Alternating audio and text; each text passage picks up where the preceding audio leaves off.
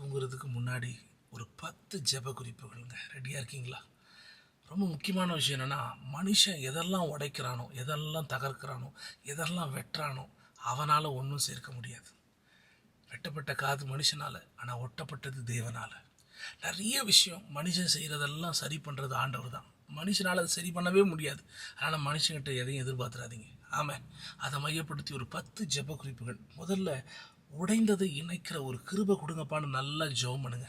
வெட்டப்பட்டது எப்படி இணைக்கப்பட்டதோ அதுபோல் எங்கள் வாழ்க்கையில் நிறைய விஷயங்கள் இருக்குல்ல ஆண்டவரேன்னு சொல்லி ஜெபம் பண்ணிட்டு படுங்க. நீங்கள் எதெல்லாம் சொல்கிறீங்களோ அதெல்லாம் இணைக்கப்படும். ரெண்டாவது, உறவுகளை குணமாக்கணும் ஆண்டவர். நம்ம உறவுகள் எல்லாம் ஏதோ ஒரு விஷயத்தில் காயப்பட்டு, ஏதோ ஒரு விஷயத்தில் கணவன் மனைவி, பிள்ளைங்க பெற்றோர்கள், சகோதர சகோதரிகள் இவங்களுக்குள்ள பொல்லாத போராமையினால் நிறைய விஷயம் நடக்குதில்ல.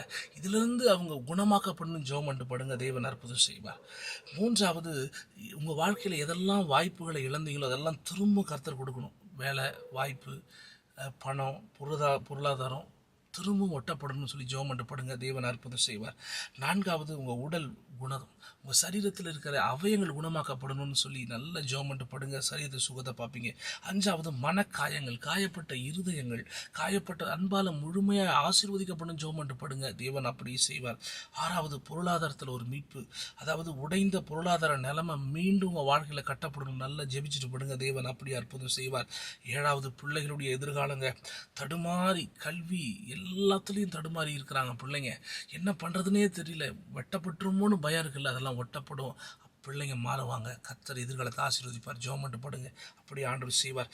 எட்டாவது, எதிரிகளுக்கு கூட நீங்களும் நான் நன்மைகளை செய்யணும். கூட இருந்து குழிப்படிக்கிறவங்களை கூட நீங்களும் நல்லா அன்பு செலுத்தணும். அந்த இருதயம் நமக்குள்ளே இன்னும் அதிகமாக வளரணும்னு சொல்லி ஜெபம் பண்ணிட்டு படுங்க, காயங்கள் மாறும். ஆமென்.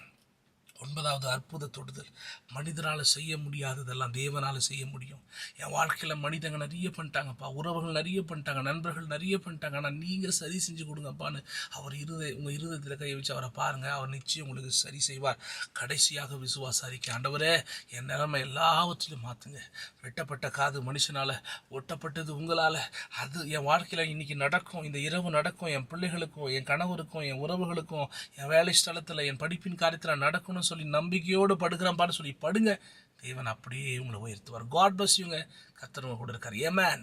இந்த ஜெப ஊழியம் உங்களுக்கு ஆசீர்வாதமாக இருக்குது அப்படின்னா, ஜெபம் டிவி ஒரு சேட்டலைட் சேனலாக மாற்றணும்னு ஜெபம் பண்ணிகிட்டு இருக்கோம். நீங்கள் உதவி செய்ய விரும்பினால் தினமும் ₹1 தந்து இந்த ஊழியத்தை நீங்கள் தாங்கலாம். கீழே இருக்கிற நம்பர் தான் Google Pay, PhonePe, WhatsApp Pay number. விதைங்க. இது ஒரு நல்ல நிலன்னா கர்த்தர் நிச்சயம் உங்களை ஆசீர்வதிப்பார். ஏமேன்.